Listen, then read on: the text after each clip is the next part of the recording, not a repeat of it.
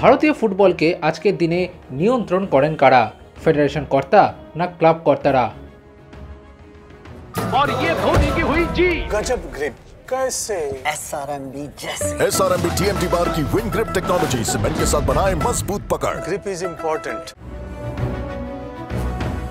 উত্তরটা প্রত্যক্ষভাবে সঠিক হলেও পরোক্ষভাবে মেঘনাথের মতো ভারতীয় ফুটবলে কলকাঠি থাকে এক বিশেষ গোষ্ঠী মানুষদের হাতে।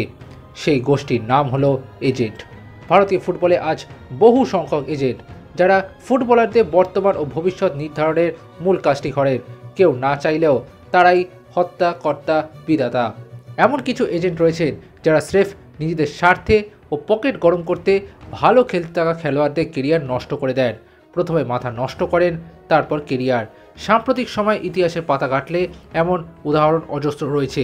শুধু বেশি টাকার জন্য অন্য ক্লাবে গিয়ে সেই ফুটবলারের কেরিয়ারই শেষ হয়ে যায়, কিন্তু লাভবান হন তারই এজেন্ট।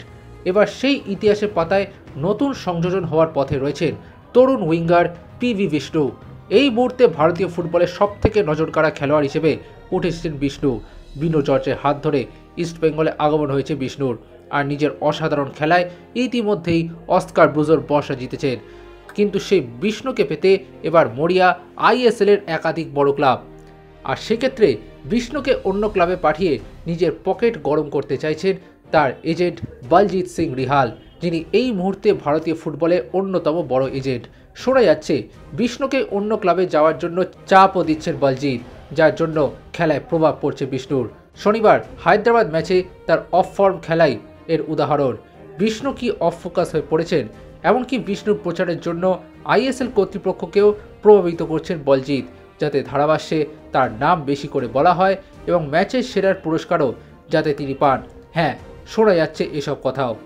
যদিও 2026 সাল অবধি বিষ্ণুর চুক্তি রয়েছে ইস্টবেঙ্গলে, কিন্তু অধিক অর্থের জন্য বিষ্ণুকে ক্লাব বদলানোর চাপ দিচ্ছেন তার এজেন্ট। আর এখানেই আসছে প্রশ্ন, আবারও কি হারিয়ে যাওয়া এক তারকার তালিকায় নাম জুড়তে চলেছেন বিষ্ণু? এজেন্টের চাপে নতি স্বীকার করে কি ইস্টবেঙ্গল ছাড়বেন এই কেরলবাসী? ইতিহাসের কথা বলছিলাম না, জবি জাস্টিনকে মনে আছে?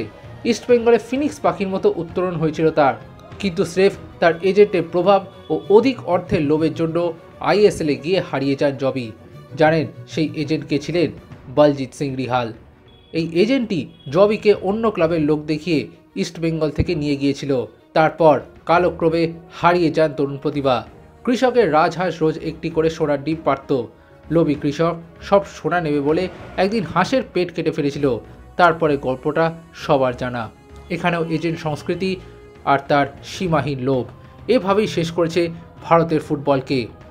এই অবস্থায় আর এক জবি জাস্টিন যাতে না হন বিষ্ণু, সেই প্রার্থনা করা ছাড়া এখন আর উপায়ও নেই, কারণ আমাদের হাতে পেন্সিল ছাড়া আর কিছুই নেই।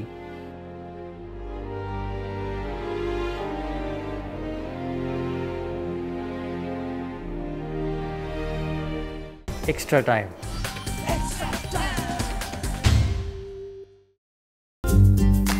লেটেস্ট নিউজ আর এক্সক্লুসিভ ভিডিওর সঙ্গে আপডেট থাকতে এখনই সাবস্ক্রাইব করুন আমাদের ইউটিউব চ্যানেল। বেল আইকনে ক্লিক করতে ভুলবেন না যেন।